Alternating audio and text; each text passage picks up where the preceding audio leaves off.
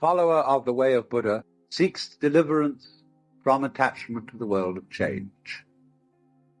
He seeks nirvana, the state beyond change, which the Buddha called the unborn, the unoriginated, the uncreated, and the unformed. But then you see, what he finds out is that in seeking a state beyond change, seeking nirvana as something away from samsara, which is the name for the wheel, he is still seeking something permanent. And so there are, as Buddhism went on, they thought about this a great deal.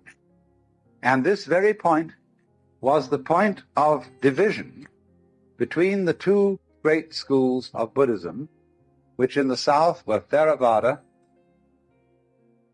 the doctrine of the Thera, the elders, sometimes known disrespectfully as the Hinayana. Yana means a vehicle, a conveyance, a diligence, or a ferry boat. This is a yana. And I live on a ferry boat because that's my job. Then there is the other school of Buddhism called the Mahayana. Maha means great. Hina, little. The great vehicle and the little vehicle. Now, what is this? The Mahayanists say, your little vehicle just gets a few people who are very, very tough ascetics and takes them across the other shore to nirvana. But the great vehicle shows people that nirvana is not different from ordinary life. So that when you have reached nirvana, if you think, now I have attained it, now I have succeeded, now I have caught the secret of the universe, and I am at peace, you have only a false peace. You have become a stone Buddha. You have a new illusion of the changeless. So it is said that such a person is a pratyeka Buddha. That means private Buddha. I've got it all for myself. And in contrast with this kind of pratyeka Buddha, who gains nirvana and stays there, the Mahayanists use the word bodhisattva. Sattva means essential principle, bodhi, awakening. A person whose essential being is awakened. The word used to mean junior Buddha, someone on the way to becoming a Buddha. But in the course of time, it came to mean someone who had attained Buddhahood, who had reached nirvana, but who returns into everyday life to deliver all other beings. This is the popular idea of a bodhisattva, a savior. And so in the popular Buddhism of Tibet and China and Japan, people worship the bodhisattvas, the great bodhisattvas, as saviors. Say the hermaphroditic Kuan Yin. People love Kuan Yin because he could be a Buddha, but has come back into the world to save all beings. The Japanese call he Kannon. And they have in Kyoto an image of Kannon with 1,000 arms, radiating like a great aureole all round this great golden figure. And these 1,000 arms are 1,000 different ways of rescuing beings from ignorance. Kannon is a funny thing.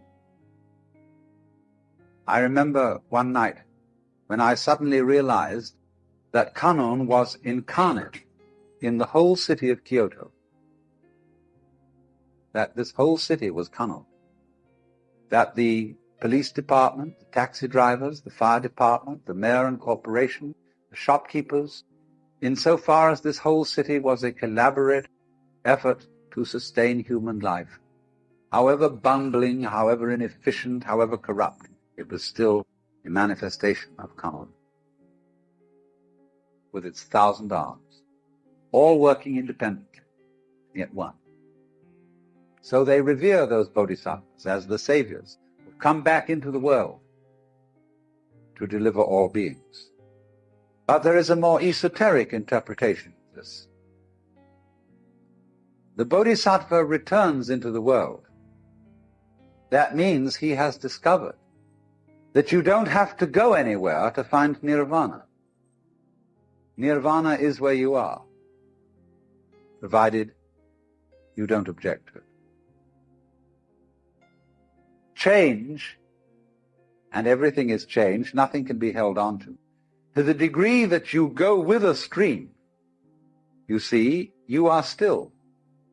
You're flowing with it. But to the degree you resist the stream, then you notice that the current is rushing past you and fighting with you. So swim with it. Go with it. And you're there. You're at rest. And this is, of course, particularly true when it comes to those moments when life really seems to be going to take us away. And the stream of change is going to swallow us completely. The moment of death. And we think, oh, this is it. This is the end. And so at death we withdraw. Say, no, not that. Not yet, please. But actually, the whole problem is that there really is no other problem for human beings than to go over that waterfall when it comes, just as you go over any other waterfall, just as you go on from day to day, just as you go to sleep at night. Be absolutely willing to die. Now, I'm not preaching. I'm not saying you ought to be willing to die, and that you should muscle up your courage and somehow put on a good front when the terrible thing comes. That's not the idea at all. Point is that you can only die well if you understand this system of waves. If you understand that your disappearance as the form in which you think you are you, your disappearance as this particular organism, is simply seasonal. That you are just as much the dark space beyond death as you are the light interval called life. These are just two sides of you, because you is the total wave. See, you can't have half a wave. Nobody ever saw waves which just had crests, no troughs. So you can't have half a human being who is born but doesn't die. Half a thing. That would be only half a thing. But the propagation of vibrations, and life is vibration, it simply goes on and on, but its cycles are long cycles and short cycles. Space, you see, is not just nothing. If I could magnify my hand to an enormous degree so that you could see all the molecules in it, I don't know how far apart they would be, but it seems to me they would be something like tennis balls in a very, very large space. And you'd look, when I move my hand like this, you say, for God's sake, look at all those tennis balls. They're all going together. Crazy. And there are no strings tying them together. Isn't that queer? No, but there's space going with them. Space is a function of or it's an inseparable aspect of whatever solids are in the space. That is the clue, probably, to what we mean by gravity. We don't know. So in the same way, when those marvelous sandpipers come around here, the little ones, while they're in the air flying, they have one mind. They move all together. When they alight on the mud, they become individuals, and they go picking around for worms or something. One click of the fingers, and all those things are going zip into the air. They don't seem to have a leader, because they don't follow when they turn. They all turn together and go off in another direction. Amazing. They're like the molecules in my hand. So then you see, here's the principle. When you don't resist change, I mean over-resist. I don't mean being flabby. When you don't resist change, you see that the changing world, which disappears like smoke, is no different from the nirvana world. Nirvana, as I said, means breathe out. Let go of the breath. So in the same way, don't resist change. It's all the same principle. So the Bodhisattva saves all beings, not by preaching sermons to them, but by showing them that they are delivered, they are liberated by the very fact of not being able to stop changing. You can't hang on to yourself. You don't have to try not to hang on to yourself. It can't be done, and that is salvation. There are times in life when you feel as though you have wandered off the map. You look around and nothing seems familiar. The signposts that once guided you are gone. The landmarks that once gave you confidence have vanished, and suddenly you are overcome with a strange disorientation. You may call it confusion, uncertainty, or despair, but beneath all those names is a single experience. You feel lost. To be lost is not simply to lack direction. It is to have once believed you knew where you were going, only to realize that the path has dissolved beneath your feet. And in that moment, everything you trusted begins to tremble. The career you thought would define you feels empty. The relationship you believed would complete you unravels. The ideals you clung to no longer hold weight. You stand in the middle of life's forest and see only trees, stretching endlessly with no clear way forward. At first, this can feel like failure.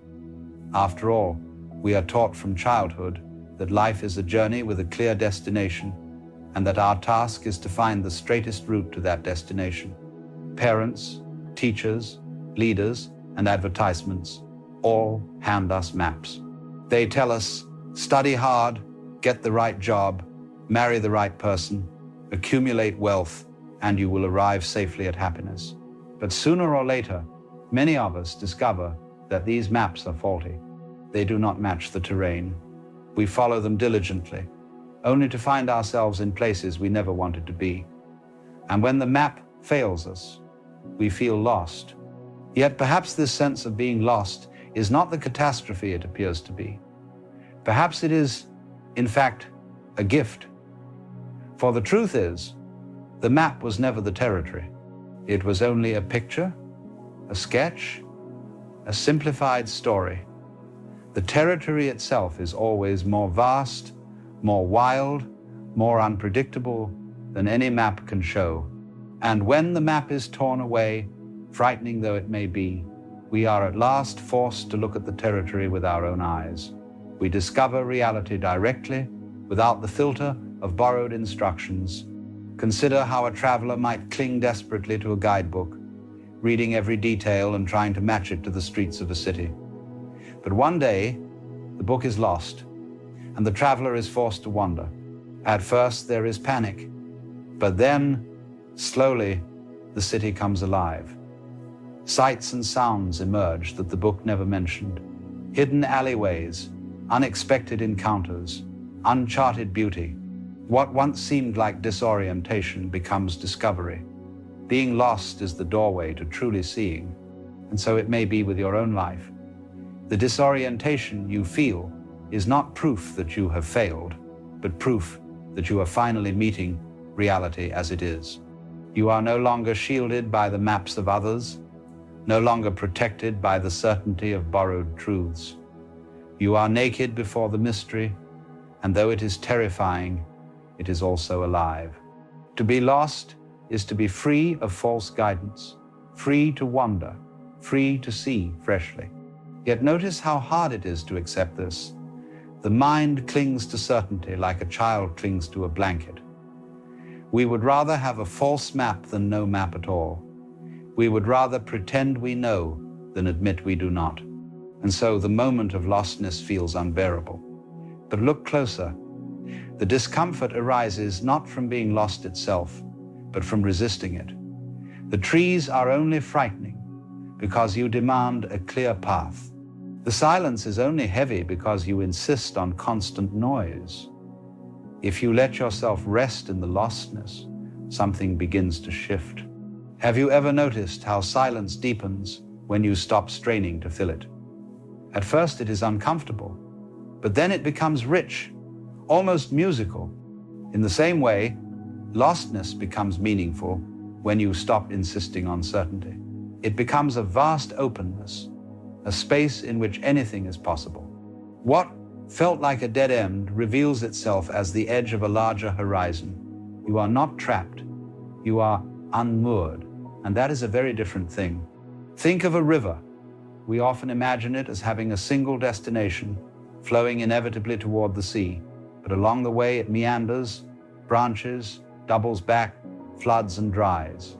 If you stand on its banks at any given moment, you might say, "This river is lost. It is wandering aimlessly." But from the larger view, it is simply the river being itself, finding its way through the land as it must. To be lost is only to be seen from too narrow a perspective. From the broader perspective, nothing is lost at all. So when you feel lost, what is really happening?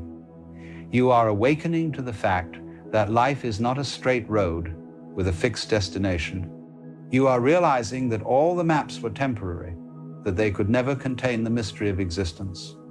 And while this realization unsettles the mind, it liberates the heart. For then you no longer have to pretend. You no longer have to force yourself into paths that do not fit. You can allow yourself to wander, to question, to begin again. Lostness, then, is not the enemy of life. It is life breaking through the illusions you once clung to. It is reality reminding you that the point was never to arrive, but to move, to explore, to live. To be lost is to stand at the threshold of discovery, trembling perhaps, but also alive with possibility. And notice how, in those moments of disorientation, the smallest details become radiant. When the big picture collapses, the present moment comes to the foreground. You feel the air on your skin. You hear the rustle of leaves. You notice the rise and fall of your breath. The mind, stripped of its maps, returns to immediacy. And in that immediacy, you find a strange peace. For the present moment has no need for maps. It is complete in itself. In truth, you cannot be lost in the present. Lostness always refers to the future or the past. You say, "I do not know where I am going," or "I should not be where I am." But here, now, you are simply here. The ground supports you. The breath moves in and out. Life continues. To drop into the present is to see that lostness is only a thought, not a reality. And when that thought softens, what remains is not despair but wonder. So perhaps, rather than resisting lostness, you might welcome it. You might see it as an initiation, a necessary stage in awakening. For who has ever truly found themselves without first being lost? Who has ever discovered truth without first seeing the failure of illusion? The very word discover means to uncover, to remove what once covered over reality. Lostness removes the cover, and though the exposure is raw, it is also true. In the end, the feeling of being lost may be the most honest feeling of all, for it admits what is always the case, that we do not ultimately know where life is taking us. The certainty we cling to is a fragile construction. Lostness tears it away and reveals the vastness beyond. And in that vastness, you may find not the path you expected, but the path you needed. When the path disappears beneath your feet, when the signs no longer point the way, and when the horizon stretches endlessly in every direction, something remarkable begins to happen. You start to discover that being lost is not an obstacle to life, but part of its essence. For what does it mean to be found, if not to have first been lost? And what does it mean to have direction, if not to have wandered without one? To feel lost is to be placed at the heart of mystery, where life can no longer be reduced to neat explanations. The truth is, you were never truly in control of the journey. You imagined that you were choosing each step, plotting each destination, and charting each course. But look closely. Did you decide to be born? Did you choose your first breath, your first thought, your first desire? Life has been carrying you all along, flowing like a river that bends and turns without asking permission. To feel lost is simply to realize this, that the river does not always follow your map, but it always flows, always moves, always carries. And so, the moment of lostness is also the moment of truth. It is the place where the illusion of control begins to crack, where you see that you are not the little navigator steering through a dangerous sea, but the very sea itself, with all its waves and currents. The loss of certainty is the birth of freedom, for now you no longer need to force life to conform to your plans.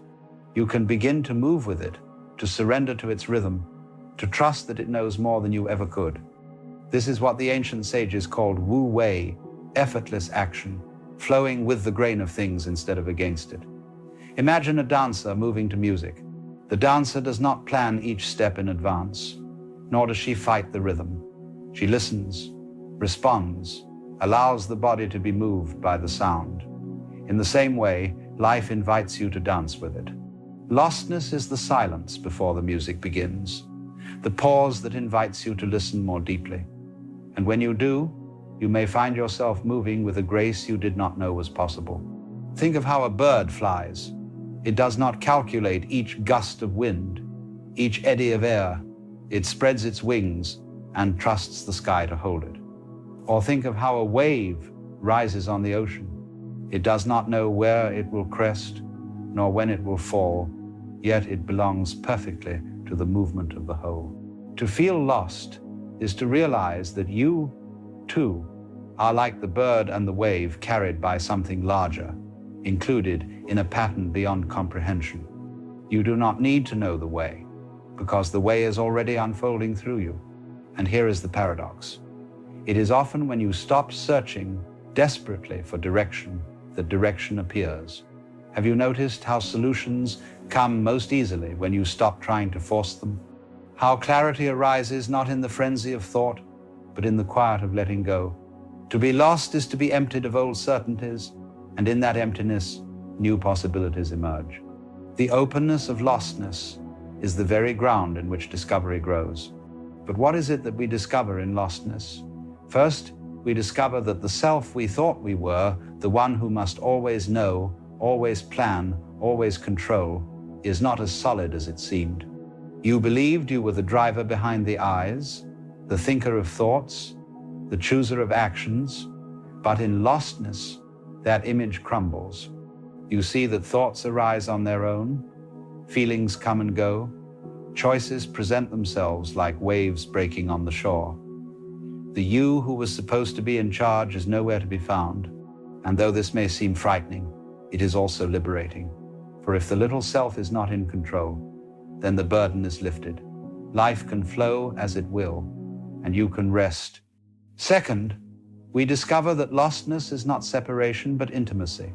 When the map is gone, you are no longer looking at life from above, as though it were an object to be controlled.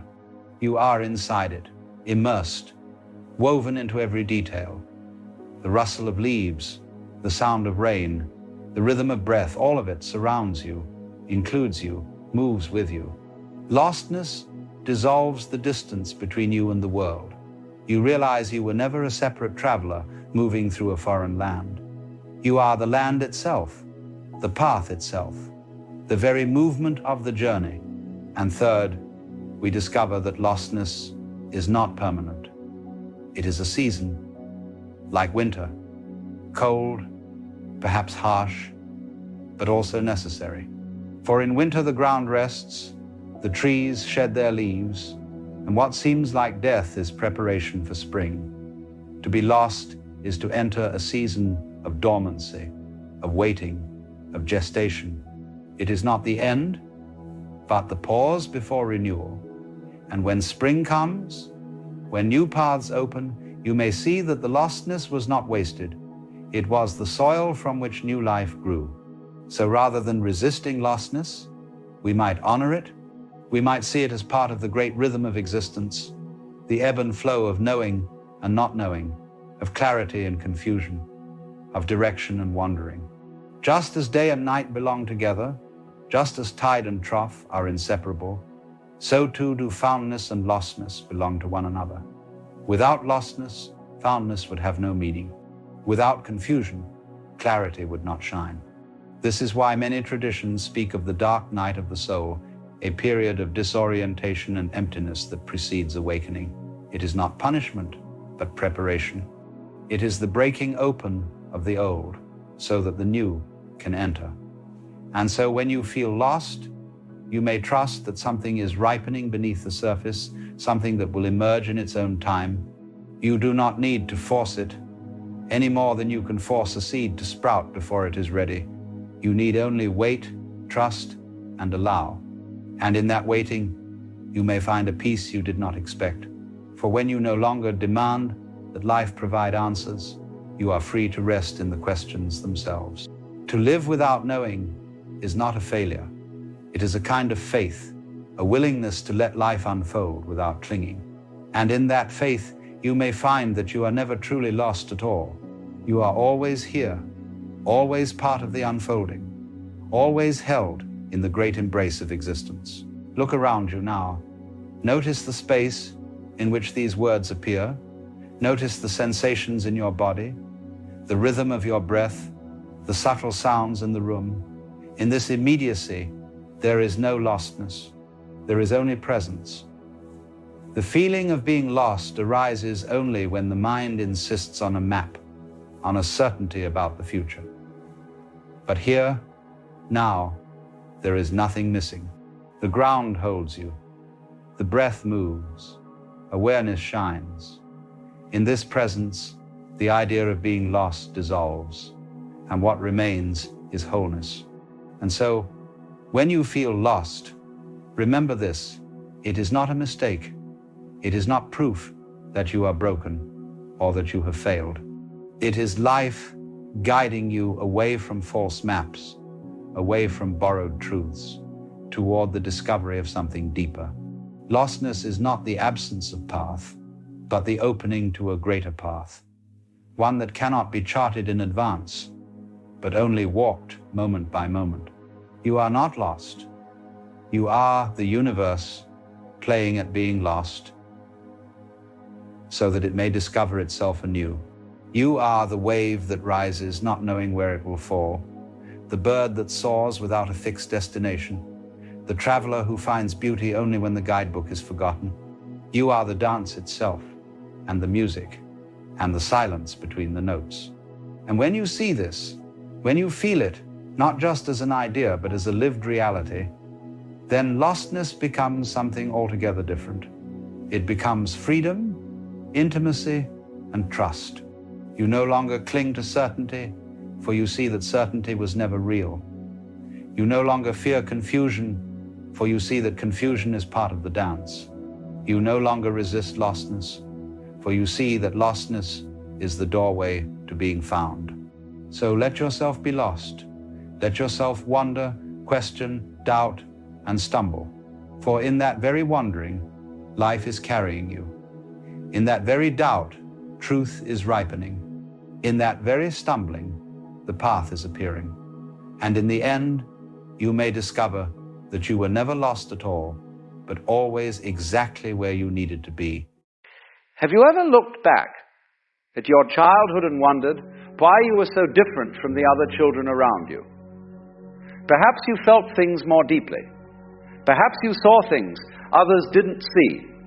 Perhaps you carried questions that none of your playmates seemed to ask. And perhaps you thought something was wrong with you, that you were broken somehow, that you didn't fit the mold everyone else seemed to slip into so easily. But what if I told you that those very things you thought made you strange were actually signs? Signs that you were already waking up to something bigger, something the world around you hadn't quite noticed yet. Signs that your consciousness was already stretching beyond the usual boundaries, like a seed cracking open beneath the soil, long before anyone sees the green shoot above ground. Let me share with you 5 signs from childhood that might prove you are already on this path, already sensing the music that most people never hear. The first sign is that you felt everything too deeply. Were you the child who cried when you saw a dead bird on the sidewalk? The one who couldn't watch certain movies because the sadness stayed with you for days? The one who felt the mood of a room the moment you walked into it, like stepping into water and knowing instantly whether it's warm or cold? Other children seemed to bounce along. They laughed, they played, they moved on. But you absorbed everything. A harsh word from a teacher didn't just sting for a moment. It lived in you. You replayed it. You felt it in your chest like a weight. When your parents argued, even if they thought you were asleep, you felt the tension, like a vibration in the air. You couldn't explain it. You just knew. This wasn't weakness, though everyone might have told you to toughen up, to stop being so sensitive. This was actually your antenna, your instrument for picking up signals that others missed. The awakened soul doesn't have thick walls. It has thin membranes. And yes, this means you feel the pain more acutely, but it also means you feel the beauty more acutely. You feel the truth more acutely. Most people go through life with their receivers turned down low. They have to, otherwise the noise would overwhelm them. But you came in with the volume turned up. You couldn't help it. This is how you were tuned.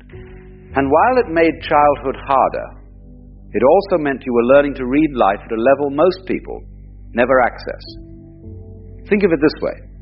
A musician with perfect pitch hears every note, every slight variation. To someone without that gift, the song sounds fine either way. But the musician knows. They hear what's off. They hear what's beautiful. They can't not hear it.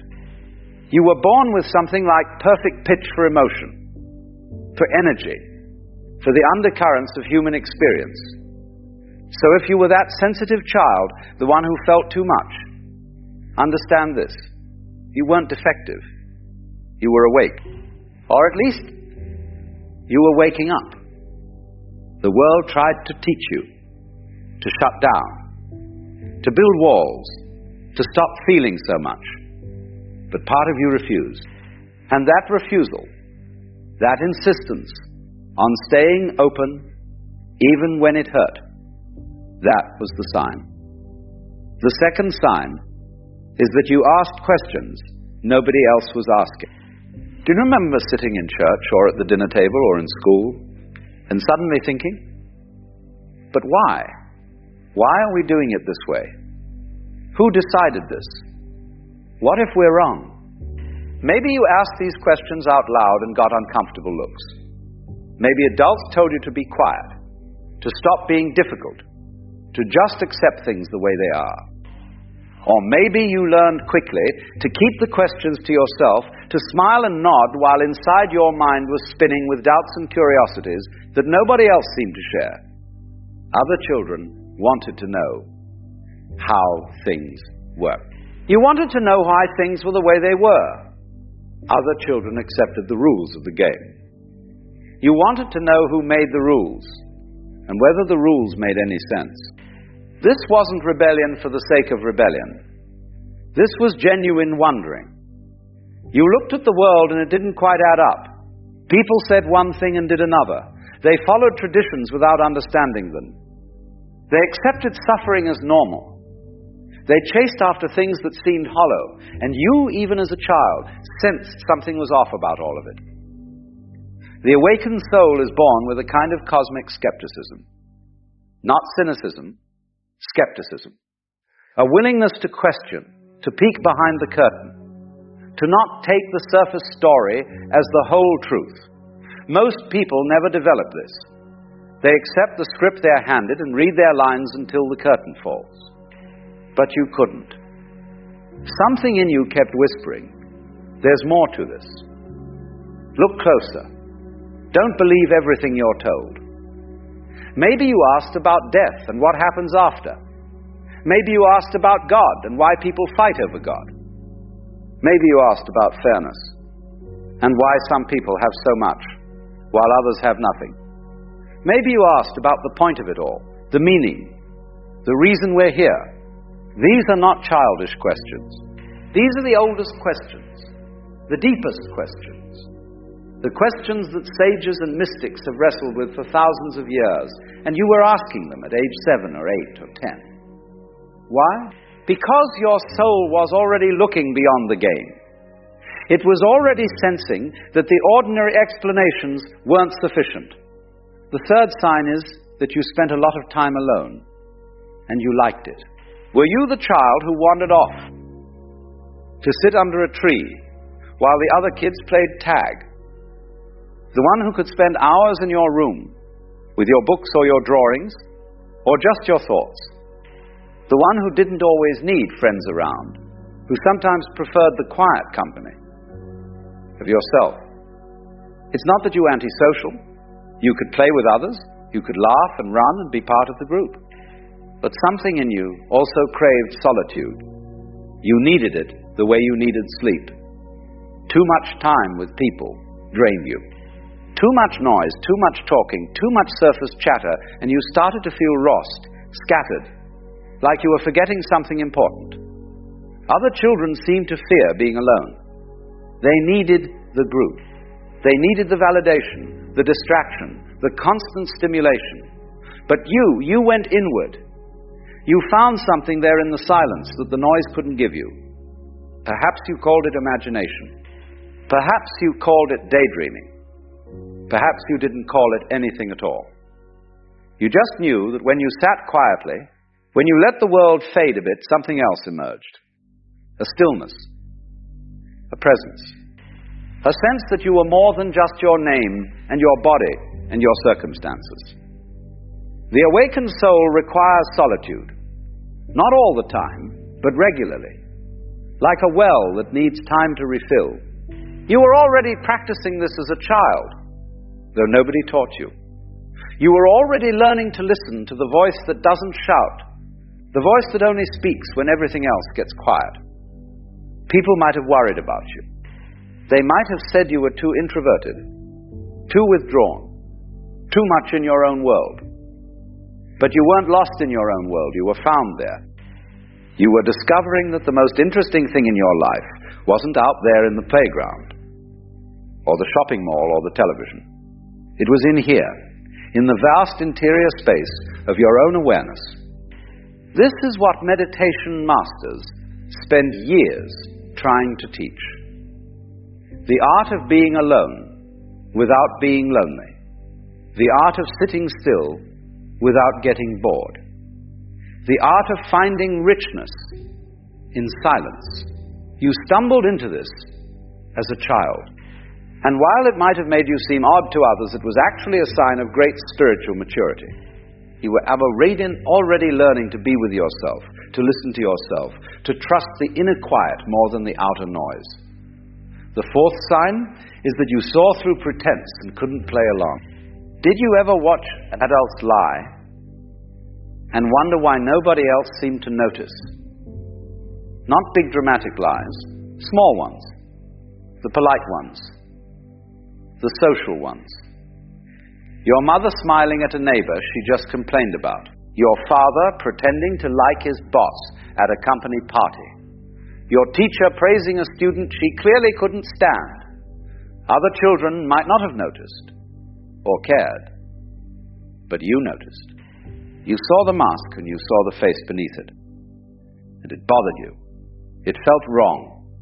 It felt like everyone was playing a game and pretending the game was real life. Maybe you tried to point it out once or twice, but Mum, you said you didn't like her.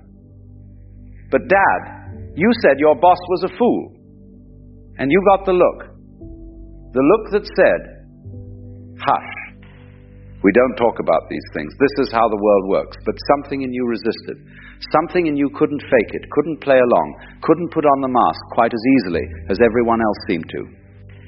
At parties you stood there awkward, unable to make small talk that felt empty. At family gatherings you felt like you were watching a performance. Everyone had their lines, everyone knew their role, and you were supposed to play yours. But you couldn't quite do it. Or when you did, it felt exhausting, like wearing clothes that don't fit. The awakened soul has a very low tolerance for pretense. It sees the theater, and it can't unsee it. This doesn't make you better than others. It doesn't make you more moral. It just means you're operating at a different frequency. You're picking up on the reality beneath the surface, and once you see it, you can't go back to pretending you don't. This is the emperor's new clothes. Everyone agreeing to see something that isn't there, because agreement is easier than truth. But you were the child who couldn't agree. Not because you wanted to be difficult, but because your eyes worked differently. You saw what was actually there, and what was actually there was often quite different from what people said was there. As you grew older, you probably learned to navigate this better. You learned to play the game when necessary, to smile and nod, to keep your observations to yourself.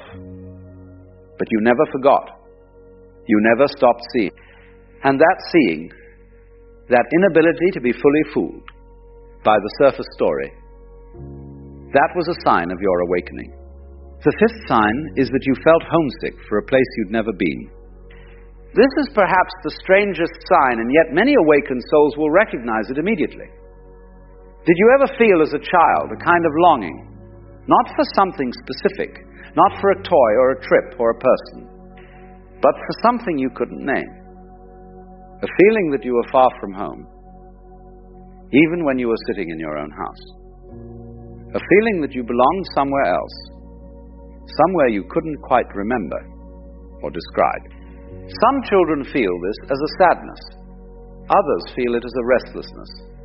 A sense that this world, this life, this ordinary existence isn't quite right. Not wrong exactly, just not complete.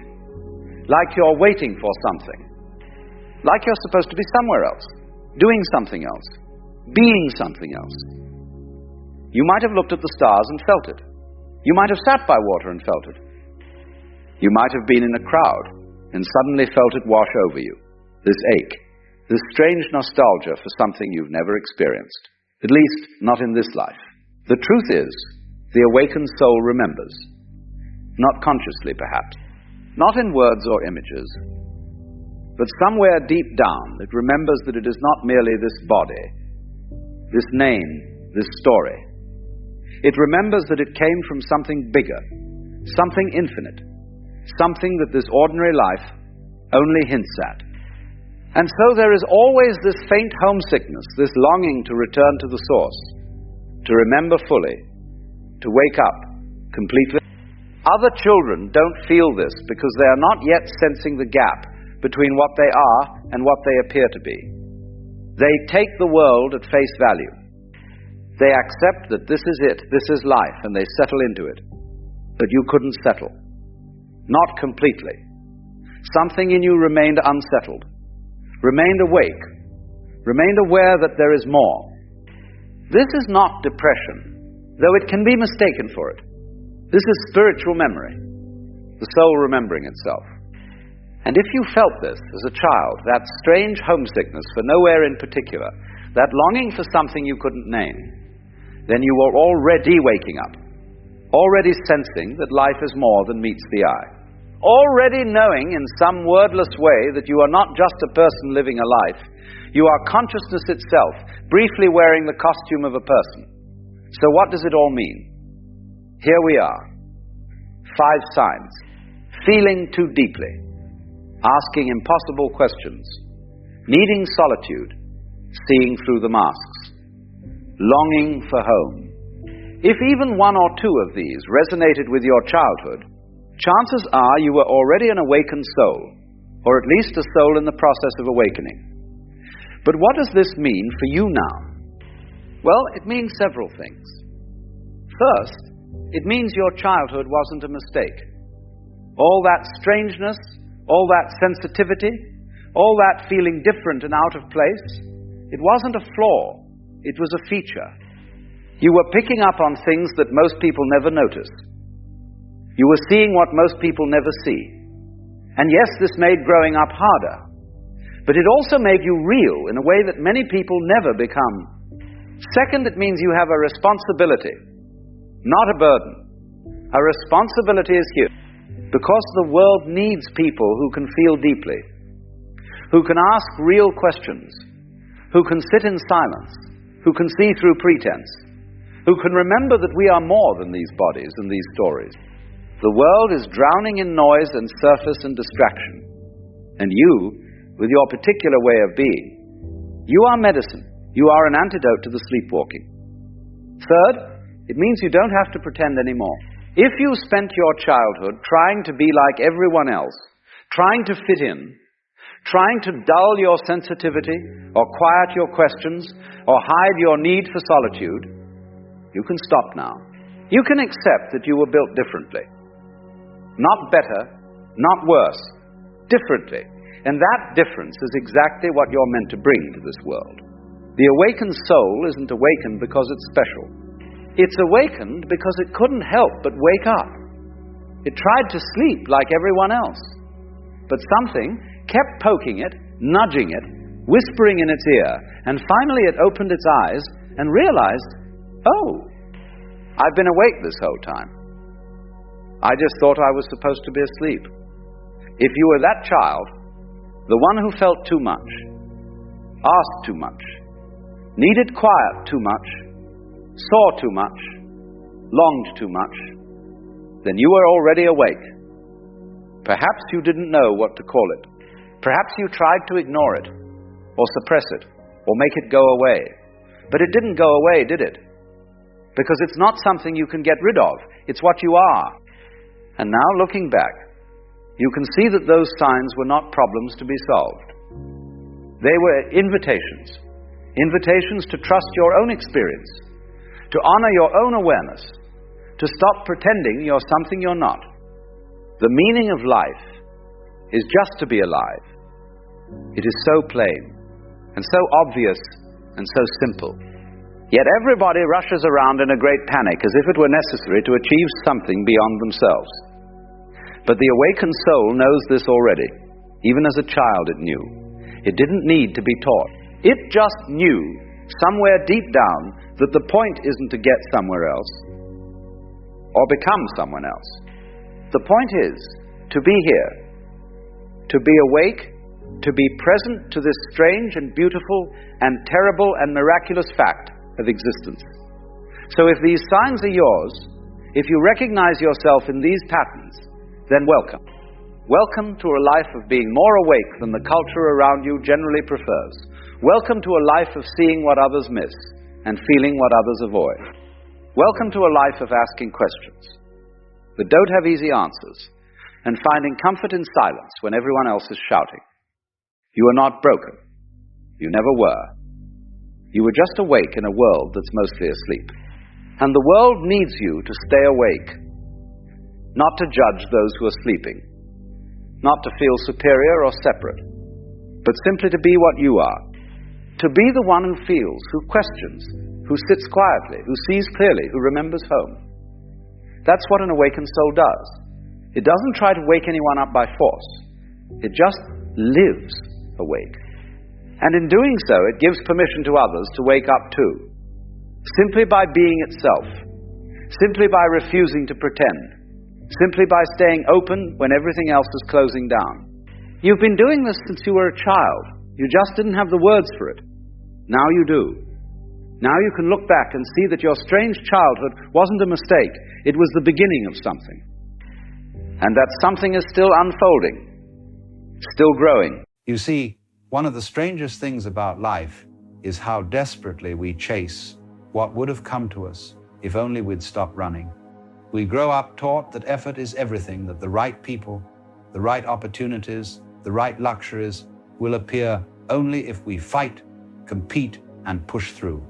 And yet, if you watch life closely, you begin to see that much of what truly matters has always come unannounced, like the breeze through an open window, or a melody that drifts in from somewhere you didn't expect. The trouble is that most of us don't trust that breeze. We want guarantees, schedules, proof that what's meant for us will arrive on time. So we tighten our grip on life, chasing the future as if it were running away. But the future isn't running, it's unfolding quietly, in rhythm with how relaxed or resistant you are to the present. Think of it this way. When you drop a pebble into still water, the ripples move out effortlessly, perfectly circular, perfectly balanced. The water doesn't strain to create that beauty. It simply responds. And yet, if the surface of the water were disturbed, the ripples would break, collide, distort. This is what happens when we live with too much effort. Our anxious vibrations distort the natural ripples of what is already coming toward us. We often say we're manifesting, or attracting, or creating, but all of those words imply that something is missing, that you must somehow force the universe into cooperation. Yet life itself has never needed your persuasion. It only needs your participation. Have you ever noticed that the moments when life seems to open most beautifully are the moments when you weren't trying? The day you stopped worrying about being liked, someone saw you truly for the first time. The week you stopped obsessing over money, an opportunity arrived effortlessly. It's as if existence has a sense of timing that human plans can't imitate. You see, life doesn't reward control, it rewards harmony. And harmony can't be forced. It's the sound that happens when two notes stop competing and start resonating. So many of us want to know, when will it happen? When will the right people find me? When will the success arrive? But what if the answer is not soon, not later, but already? That what's meant for you is not approaching from the distance, but waiting in the silence you refuse to enter. There's an old saying, a flower does not chase the bees. It opens, and in its openness, the bees come. This is not philosophy, it's nature. Openness itself is the magnetism of life, but the modern mind has forgotten how to open. We are all caught in what the Chinese sages called the striving mind, a constant itch to improve, to secure, to define ourselves. We want to be the person who has it all figured out. We want to prove to the world that we're in control. But in that performance, we lose the actual rhythm of being alive. When you are relaxed, truly relaxed, something extraordinary happens. You begin to sense the movement beneath the movement, the silent current that's been guiding you all along. That current brings the right people, the right experiences, even the right luxuries, without your anxious command. Now, this does not mean you should sit still and do nothing. That would be misunderstanding the art. Water flows, but it doesn't struggle to flow. There's a great difference between action that arises from anxiety and action that arises from alignment. The first is noisy, exhausting, and insecure. The second feels natural, graceful, as if something larger is breathing through you. Many people mistake stillness for laziness. But true stillness is not stagnation. It's participation without interference. You are not frozen, you are fluid. You move when life moves, and rest when it rests. The reason so many are weary is that they have forgotten this natural rhythm. We are constantly comparing our pace to someone else's, constantly checking whether our chapter matches another's story. And yet, No flower rushes its bloom, and no sunrise waits for applause. Relax. The right things are already in motion. The relationships meant to align with you are already orbiting your energy. The opportunities that will elevate you are already being arranged. But they cannot reach you if your signal is noise.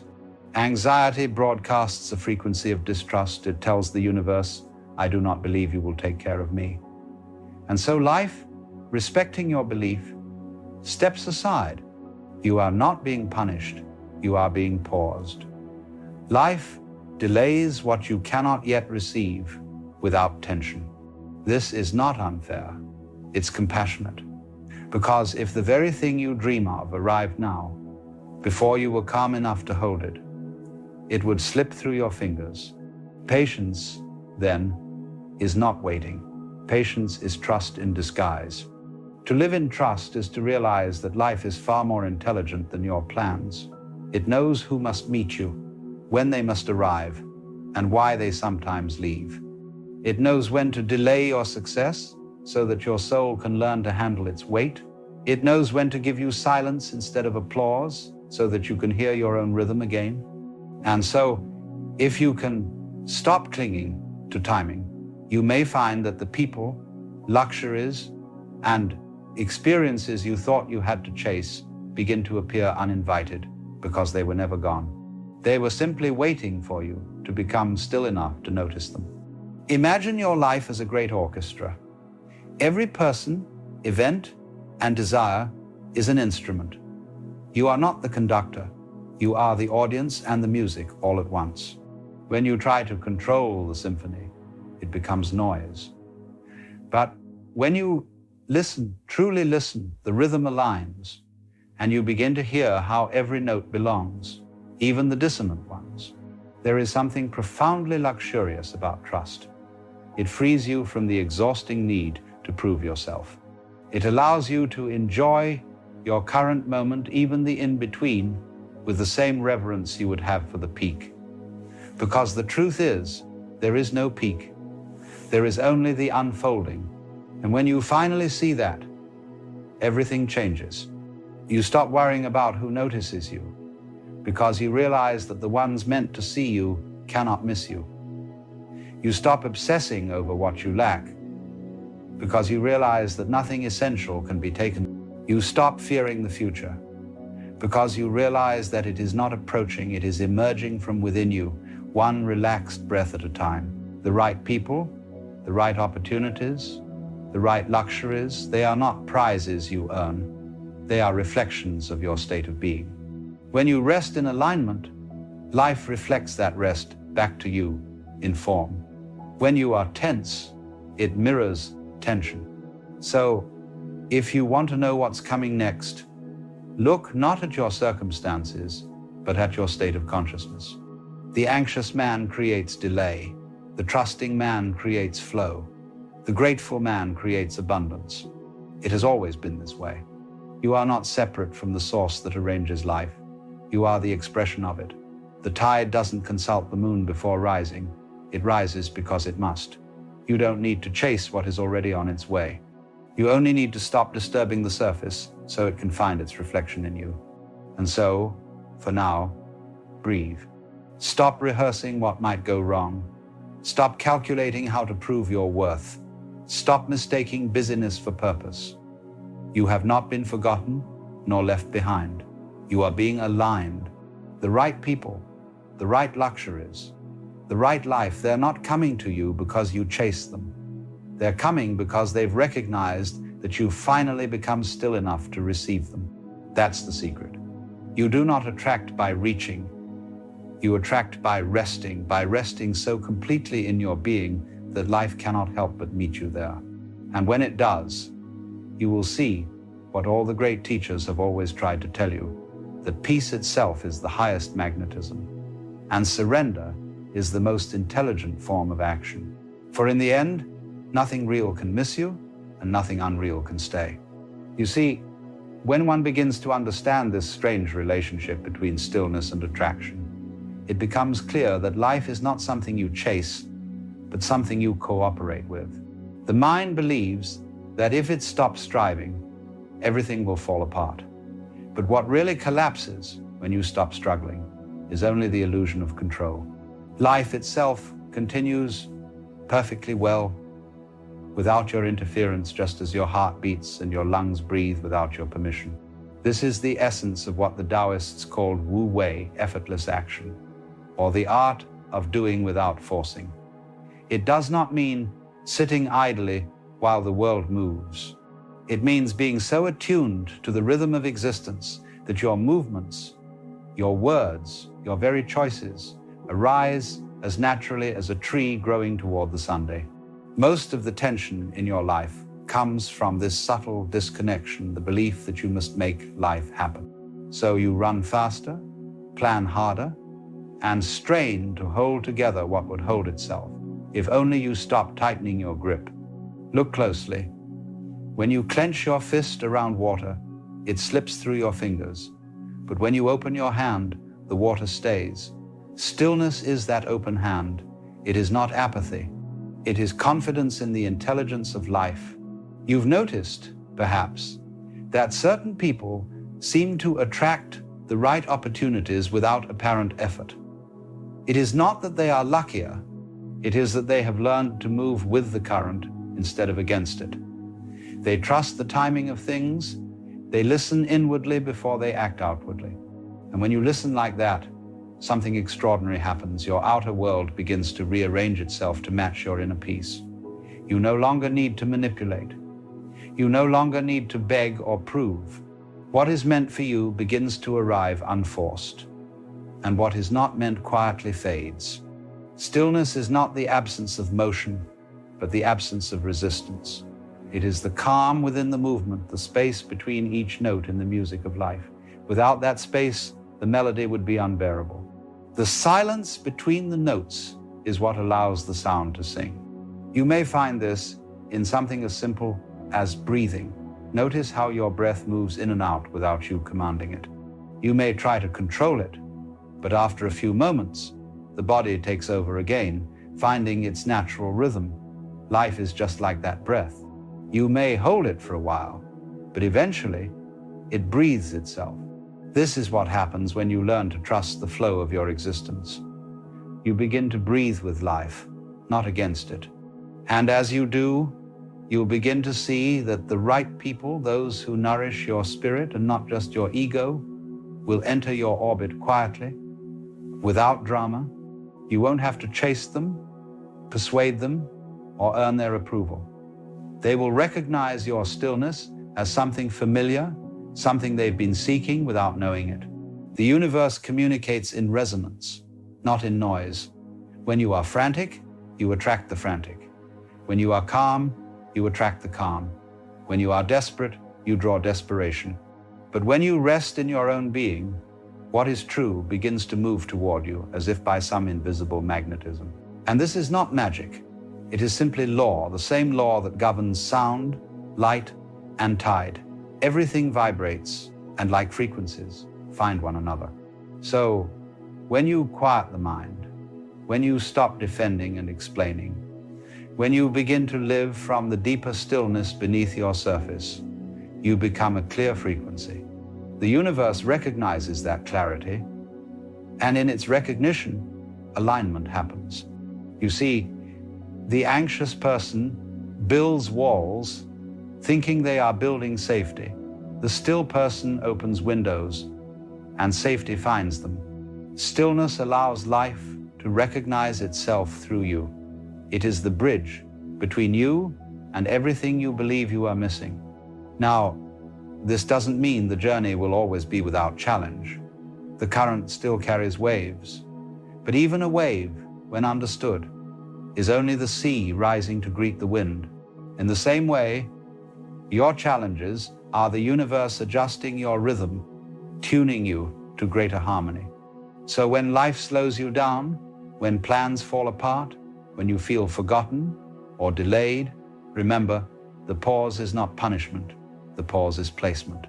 Something is aligning itself behind the scenes, in the silence you cannot yet see. This is why wisdom often hides in what the impatient call emptiness, because in that emptiness, all new things are born. When you sit by the ocean and listen to the waves, you are hearing the sound of both fullness and withdrawal. Each wave rises, expresses itself, and then dissolves, making space for the next.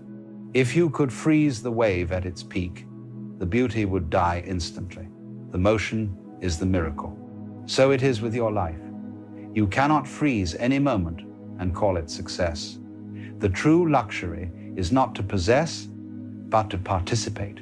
When the mind becomes still enough, even the simplest act, sipping water, feeling sunlight, hearing laughter, becomes a kind of wealth that no money can purchase. For what you're experiencing in those moments is the luxury of being conscious, alive, aware. You will come to see that luxury is not always the gold or the car or the attention. True luxury is peace, the ability to sit with yourself and not crave an escape. And the irony, of course, is that when you no longer crave, abundance begins to surround you. Because abundance has always been here. It was your grasping that created the illusion of lack. You can see this reflected even in love. When you chase affection, it runs. When you radiate peace, it arrives. You cannot beg for what you already are. You can only realize it, and in realizing, reveal it to the world. The right people, the right luxuries, the right life, these are not rewards for effort. They are reflections of alignment. Life mirrors your state of consciousness precisely. And so the question is never when will it happen, but am I relaxed enough to let it? It is no accident that rivers curve. The direct path is rarely the natural one. Flow bends, turns, adjusts. If you were to straighten a river, you would destroy its grace. And if you try to straighten your own journey, you will exhaust yourself. The river knows where it's going. It doesn't need to see the sea to trust its direction. So too, your path is already leading you home, though you may not see the horizon yet. In our culture, we have become obsessed with control, controlling outcomes, narratives, even our own image. But the deeper you move into this obsession, the more life slips from your grasp. You become a sculptor who never stops chiseling until nothing is left of the stone. At some point, you must put down the tools and see that the masterpiece was never meant to be perfect, only alive. When you learn to relax into your being, you begin to sense that everything you once called coincidence was actually choreography. The right person calling at the right moment, the delay that led to a better opportunity, the heartbreak that made space for wisdom, none of it was random. It was life speaking to itself in a language too vast for the mind to translate. And so, if you can slow down enough to listen, you will hear it, the gentle hum of inevitability, the sound of what's already yours making its way to you, quietly, confidently, without rush. Relaxation is not passivity. It's participation with intelligence. It's knowing when to act and when to allow, when to move and when to trust movement itself. Even the stars, billions of miles apart, move in harmony because they are not forcing. They are obeying a rhythm older than thought. So, if you find yourself tired, burnt out, weary from effort, stop fighting the tide. Rest. Not because you've given up, but because the current will carry you better than your arms ever could.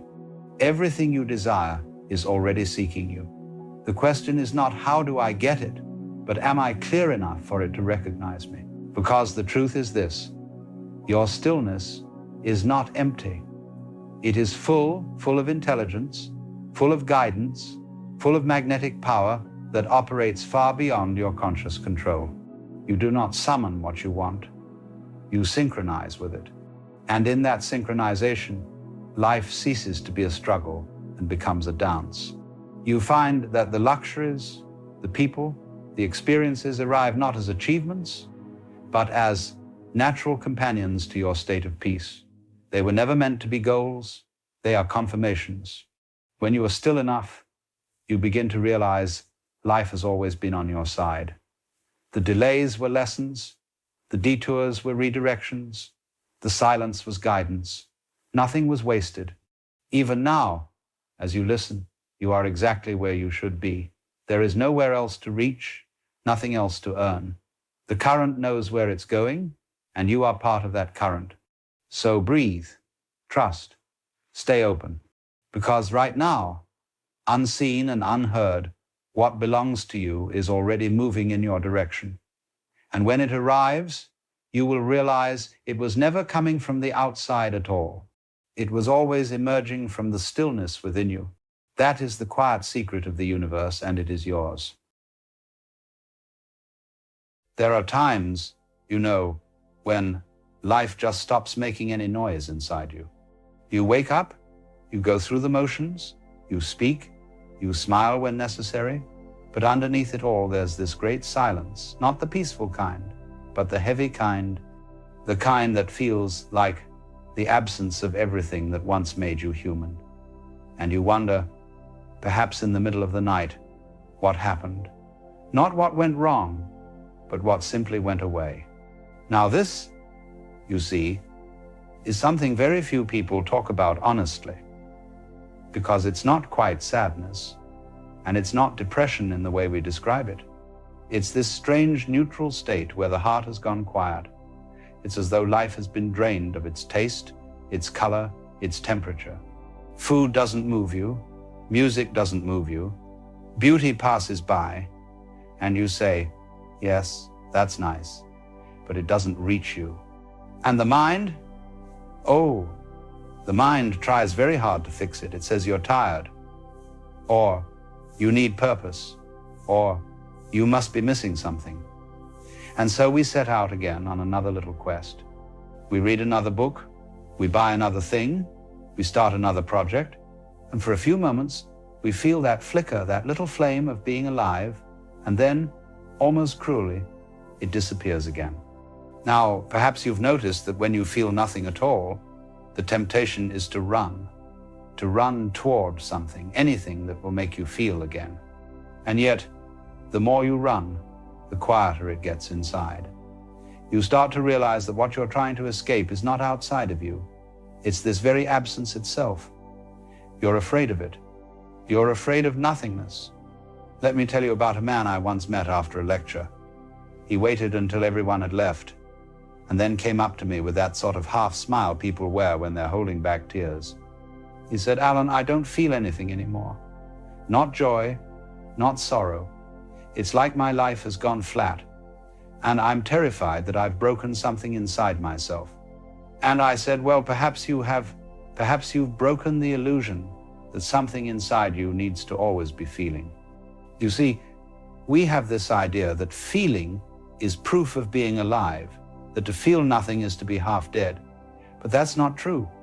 Sometimes to feel nothing is to stand at the very edge of transformation, because feeling nothing is what happens when the old ways of responding no longer make sense, when the machinery of your personality, all the habits, all the emotional reflexes have finally worn out.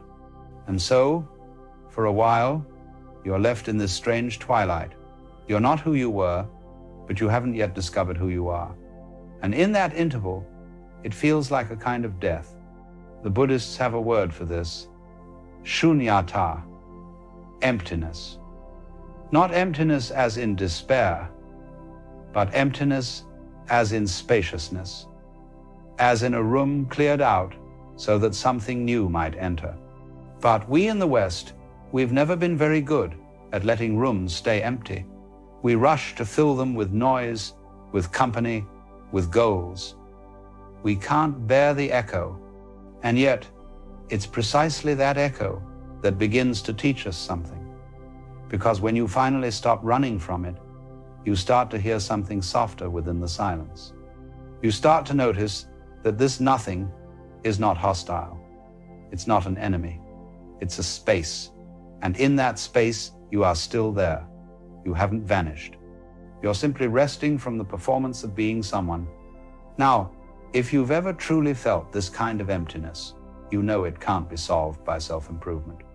You can meditate, journal, change your diet, change your surroundings, and yet the silence remains. That's because the silence is not a problem. It's a teacher. Think of it like the winter of the soul. In winter, the trees look dead, the ground is cold, lifeless. But what's really happening is not death, it's incubation. Life is gathering itself unseen beneath the surface, waiting for the right season to emerge again. But if you were to judge the tree in winter, you'd say, it's over, it's finished. And that's what we do to ourselves when we feel nothing. We think something's gone wrong, but what's really happening is that the part of us that used to be moved by certain things no longer needs to be. That version of us has outlived its time. And so we call it numbness, but perhaps it's simply ripening. Now, of course, when I say this, people sometimes protest. They say, but Alan, if I don't feel, how can I love? How can I care? How can I live meaningfully? And I say, my dear, what if love itself is larger than feeling? What if caring doesn't always come with passion, but sometimes with quiet presence? What if meaning is what remains when you stop demanding life to feel a certain way? You see, we've confused feeling with aliveness, and in doing so, we've made aliveness terribly fragile. We think that to be alive means to be excited, inspired, passionate, moved, but that's just one flavor of it. There's another kind still, vast. Clear the aliveness of simply being aware. When you begin to realize this, the fear starts to ease. You no longer demand that every moment sparkle. You stop accusing yourself of being broken because you're not laughing or crying or thrilled. You start to see that there is peace in neutrality. There's a strange beauty in not needing life to perform for you. And in that moment, the numbness becomes softer. It begins to open like a shell. You start to feel not emotion, but presence.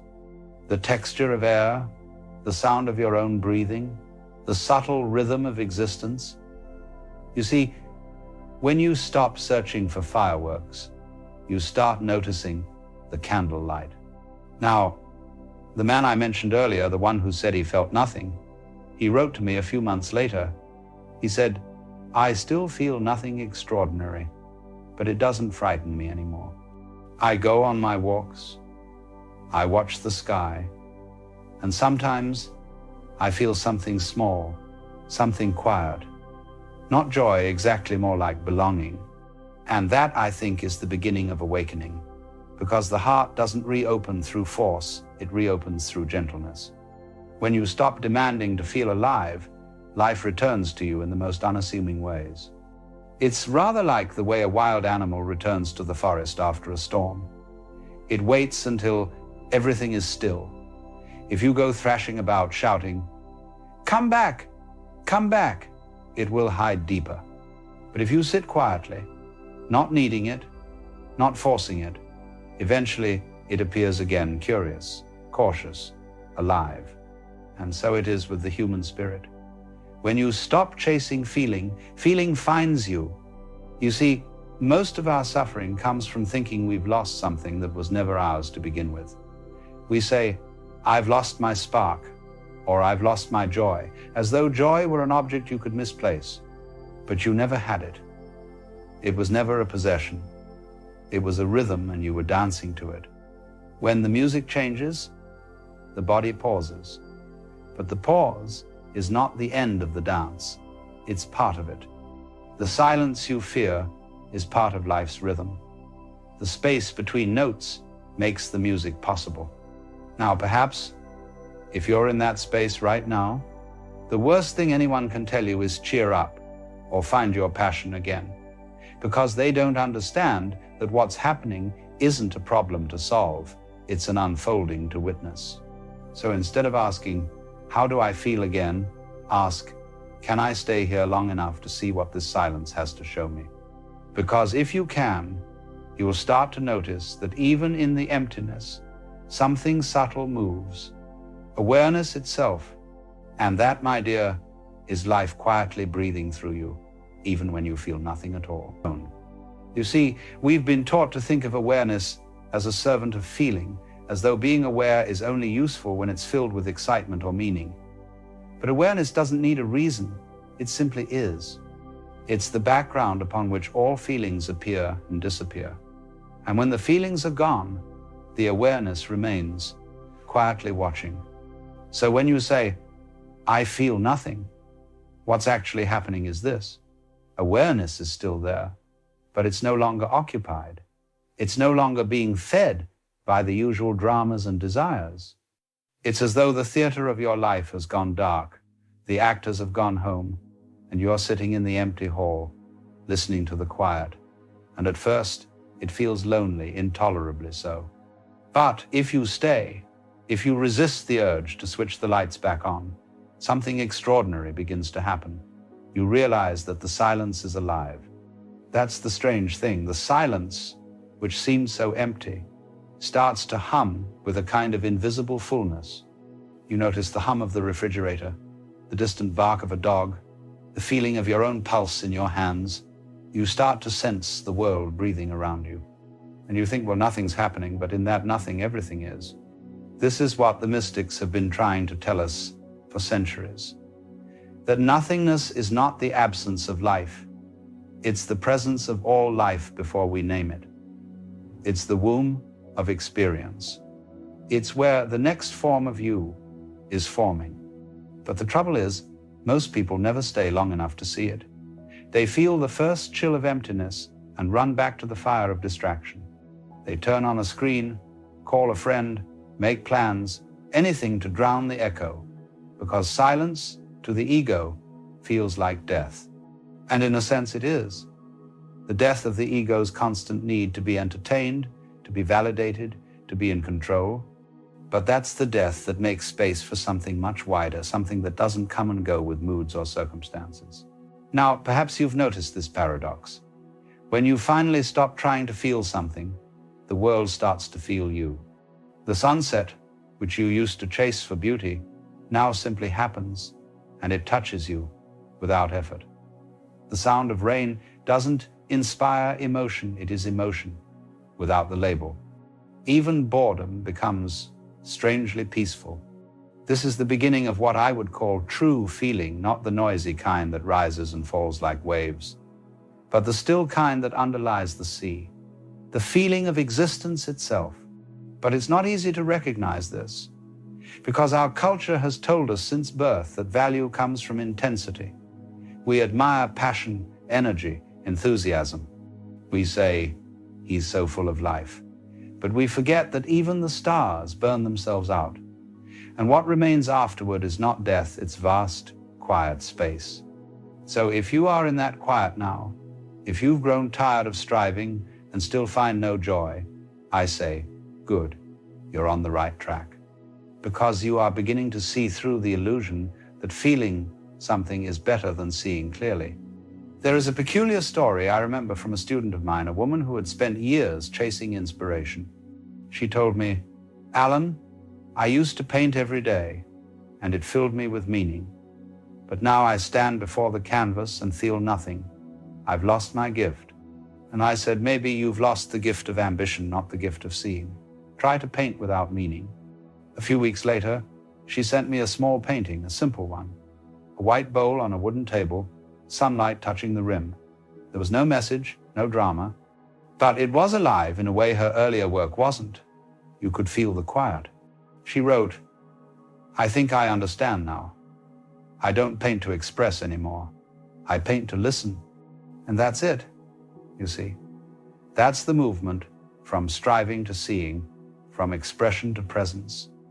The world becomes not something you decorate with meaning, but something you participate in wordlessly.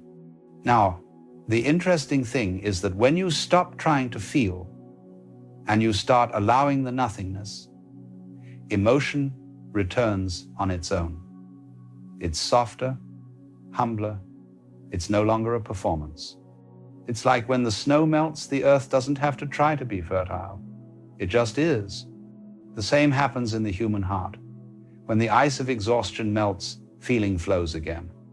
Not the dramatic kind that sweeps you away, but the kind that roots you in being. But to reach that point, you must be willing to sit in the winter, to let the numbness teach you what false feelings have been carrying you all this time.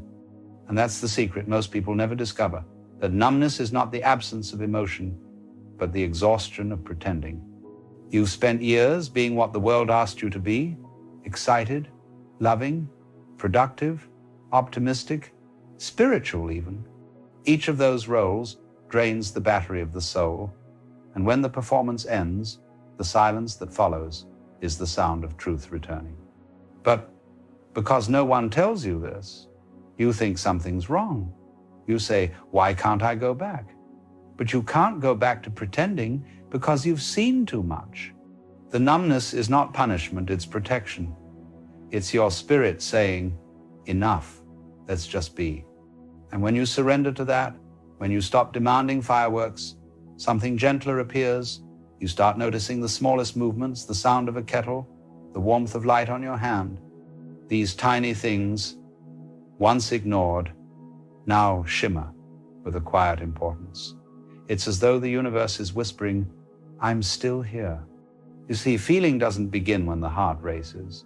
It begins when you stop racing. The most profound feelings often appear in disguise, not as joy, but as stillness, not as excitement, but as peace. And then one day, quite suddenly, you'll find yourself crying over nothing at all, the way the leaves move, the way a stranger laughs, the way sunlight hits a wall. And you'll realize that the nothing you feared was never empty. It was holding everything you were too busy to feel. So if you are here now, walking through this strange landscape of quiet, don't rush to leave it. Don't mistake it for apathy or failure. You are not broken. You are becoming real. The world you once knew was built on noise. And silence, at first, feels like loss, but it's only clearing the ground for truth. Every seed feels buried before it grows. So let the numbness be your soil. Let it cover you, hold you, and trust that what looks like emptiness is just the space life needs to begin again. Because one day, you will wake up and realize that nothing has changed and yet everything feels alive again. The same sky, the same faces, the same world, but you are seeing it from beyond the veil of meaning. You are no longer trying to extract feeling from life, you are letting life feel through you. And that, you see, is the difference between being alive and knowing you are alive. When you've sat in the stillness long enough, something begins to move again. Not the mind that's been running all along, but something deeper. Something that stirs beneath the surface like the first ripple on a frozen pond. It doesn't come as fireworks or revelation. It comes as warmth. A faint warmth that feels almost fragile at first, like the light of dawn before the sun rises. You can't quite explain it. Nothing in your life has changed. You're still the same person, sitting in the same chair, looking at the same world. But something in the way you see has shifted. The silence that once frightened you now feels intimate. The emptiness that once felt hollow now feels safe, as though you're resting in the hands of something vast. And then it hits you, this is what you were running from all along. Not the pain, not the sadness, but the simplicity of being. Because to simply be is to give up control. It's to stop managing your own aliveness and let it unfold on its own terms. It's a humbling thing to realize that life doesn't need your constant supervision, that the heart beats without your permission, that breath moves in and out without your will. And when you stop interfering, you see that the world has always known how to take care of itself. We imagine ourselves as the authors of our experience, but really, we are the readers. The story is already written in the language of time and change, and our only task is to read it aloud with wonder. The reason most people can't feel is not because they're empty, but because they're trying to write faster than they can read. They're trying to force meaning into a moment that hasn't yet revealed itself. But meaning is not a thing you make, it's something you notice when you stop trying to manufacture it. You may recall a time in your life when you laughed so hard you forgot yourself, or looked at the ocean and felt both small and infinite.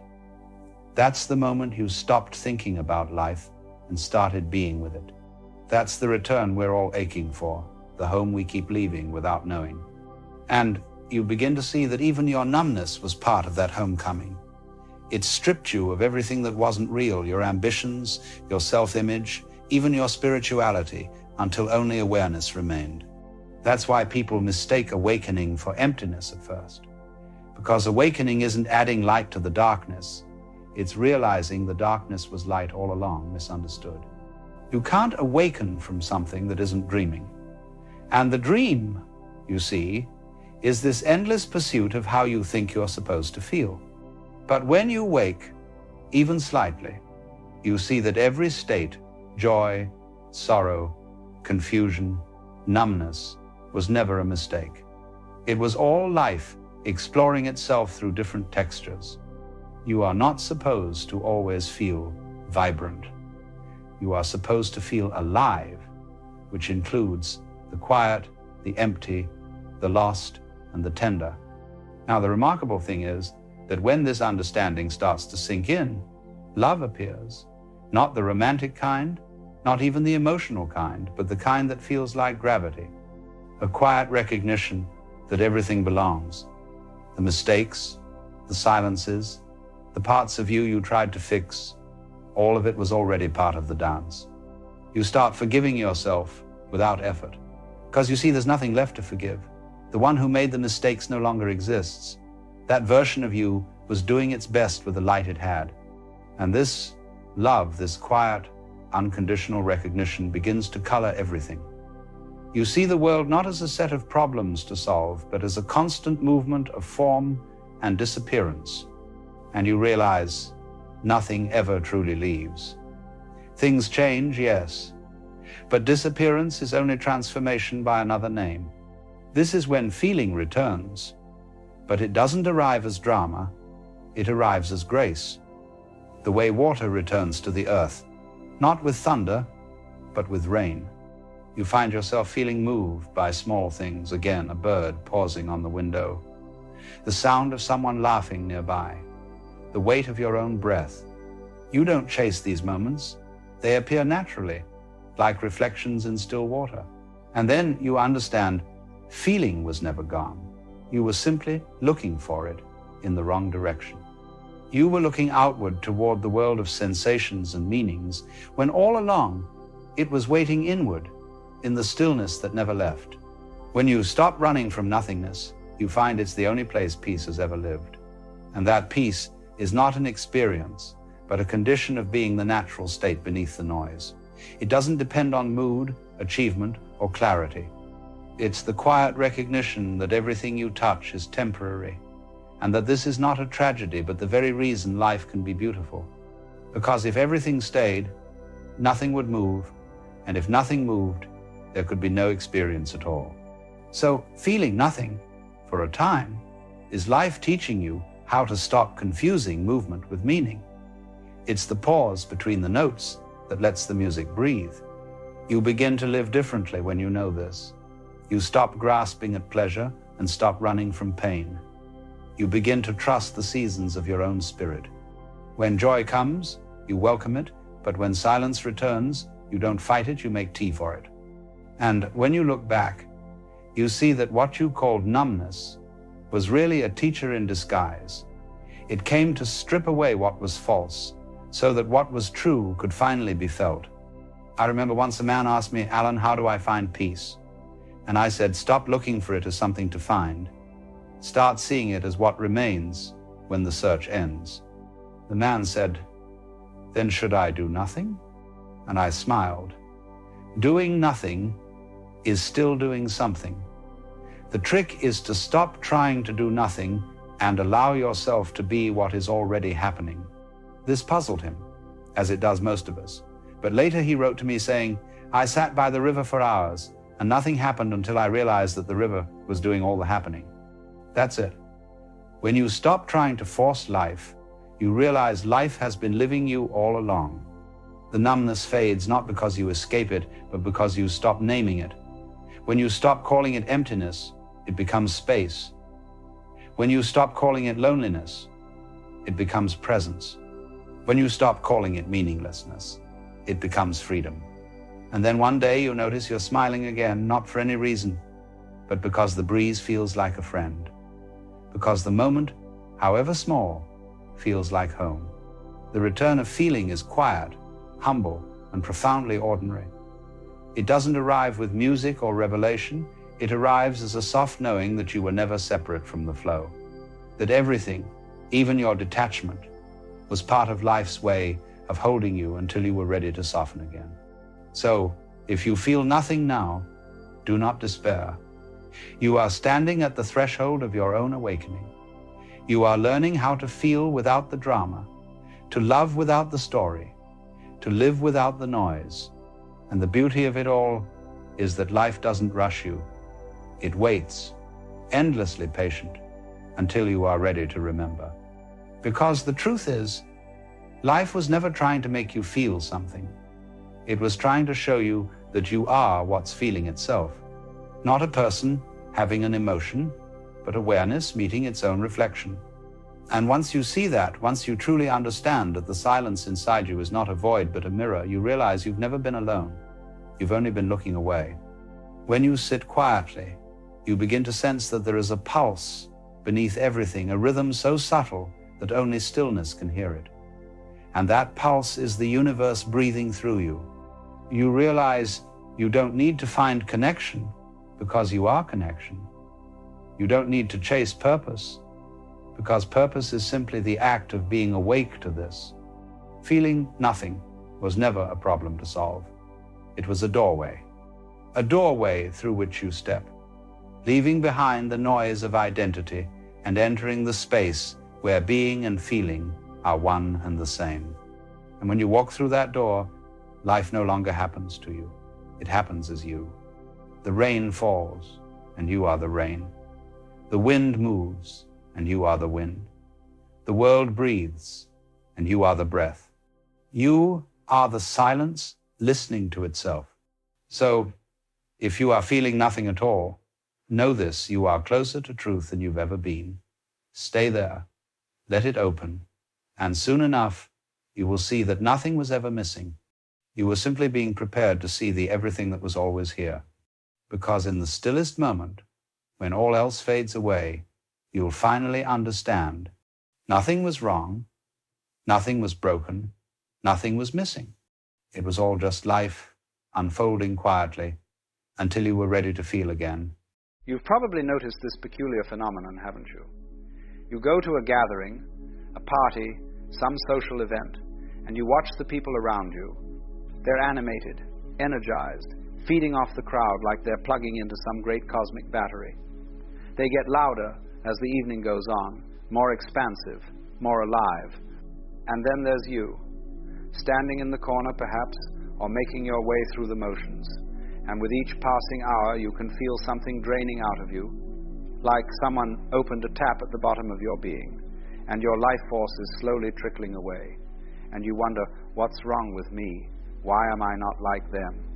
Why does this thing that seems to enliven everyone else leave me feeling utterly depleted, exhausted, sometimes even a bit desperate to escape? Well, let me tell you something. There's nothing wrong with you. Nothing at all. What you're experiencing is not a deficiency or a flaw in your design. You're simply wired differently. And the world, in its infinite wisdom, created both kinds of beings for very good reasons. You see, we've been sold this idea that the extroverted way of being is the right way, the healthy way, the normal way. That if you're not energized by crowds, if you don't seek out constant stimulation and interaction, then something must be broken in you. But this is nonsense, complete and utter nonsense. It's like saying that because some flowers bloom in full sunlight, the ones that prefer shade are somehow defective. The universe expresses itself in infinite variety. Some creatures are nocturnal, some diurnal, some hunt in packs, others alone. And among humans, some of us are built to process the world internally, in depth, in silence and solitude. We're not lesser versions of extroverts. We're different instruments in the orchestra, playing different notes, and both are necessary for the symphony. Now, what's actually happening at these gatherings that leaves you so drained? Let me explain it to you, because once you understand the mechanism, you'll stop pathologizing yourself and start honoring your own nature. When you walk into a room full of people, your nervous system begins doing something quite extraordinary. It's reading the room, not just consciously, but at levels far below conscious awareness. You're picking up on tones of voice, facial micro-expressions, body language, the subtle emotional currents flowing between people. You're processing an enormous amount of data, far more than you realize. The extrovert in the room is doing something different. They're broadcasting. They're putting out energy, and they're getting energy back from the responses they receive. It's an exchange, you see. And for them, it's energizing because they're built for this kind of external processing. Their nervous system is designed to engage with the outer world in this direct, immediate way. But you're taking it all in. You're like a sponge, absorbing the emotional weather of the room. And here's the thing. You're not just observing it from a distance. You're actually feeling it.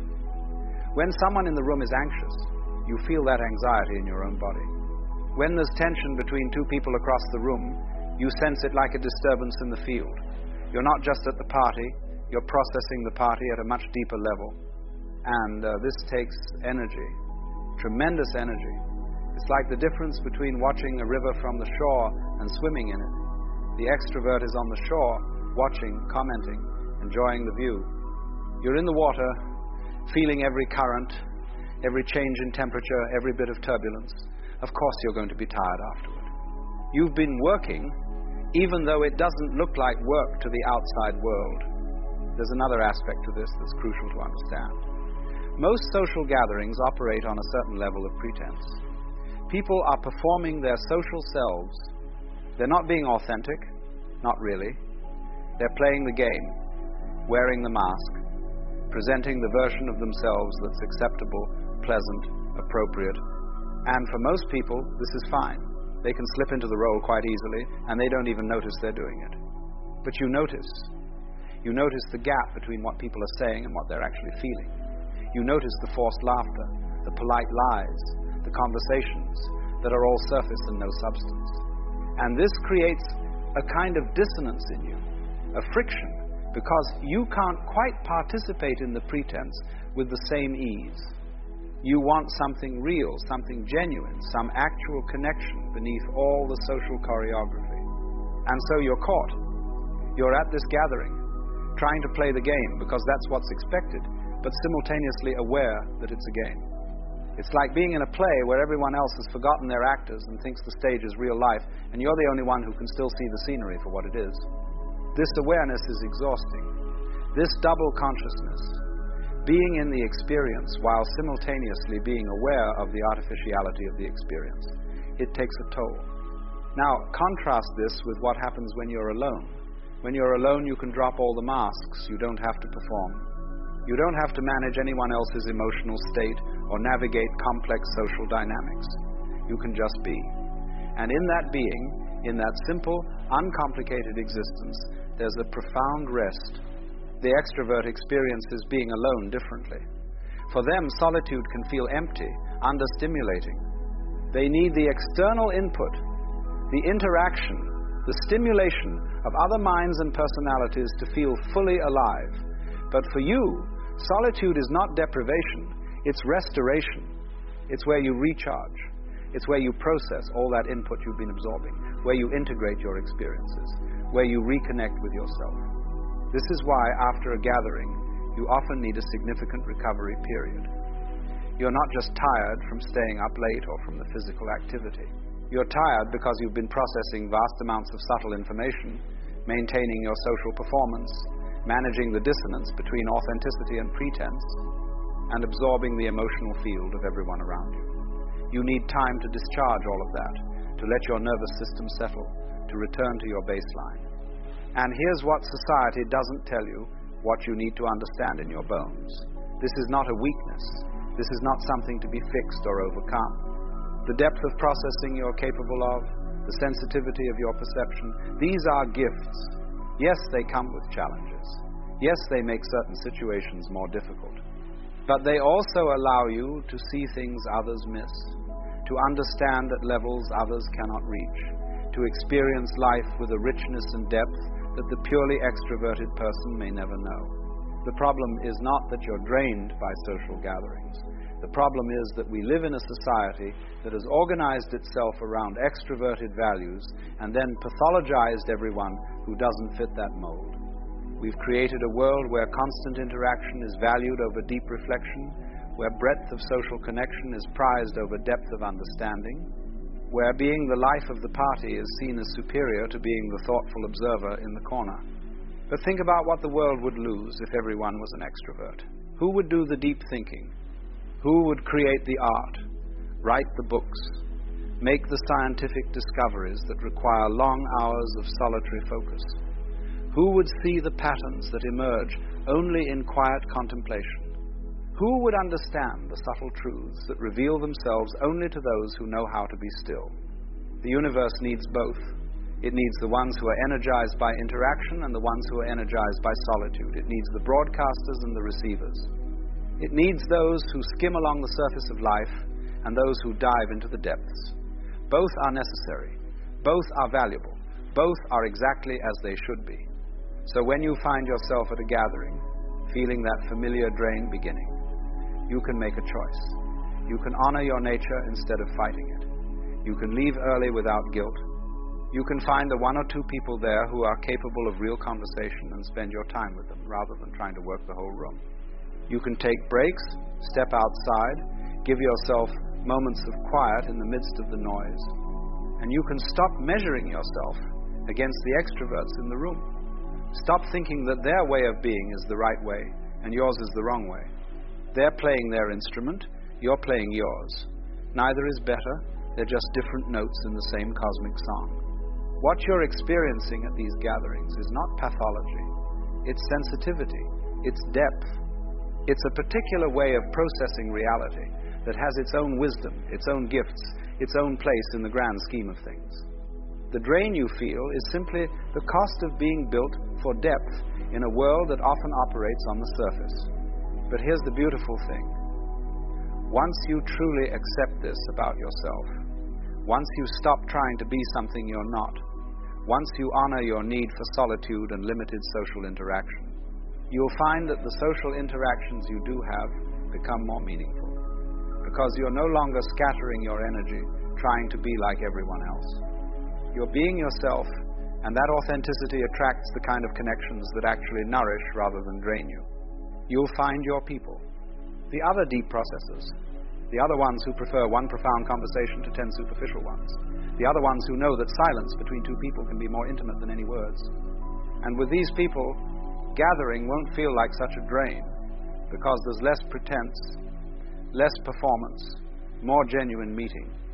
So the next time you're at a gathering and you feel that drain beginning, remember this: you're not broken, you're not antisocial, you're not defective. You're a different kind of instrument, built for a different kind of music. And the world needs your music just as much as it needs the loud, bright songs of the extroverts. Honor your nature. Protect your energy. And trust that being exactly who you are is not just okay, it's necessary.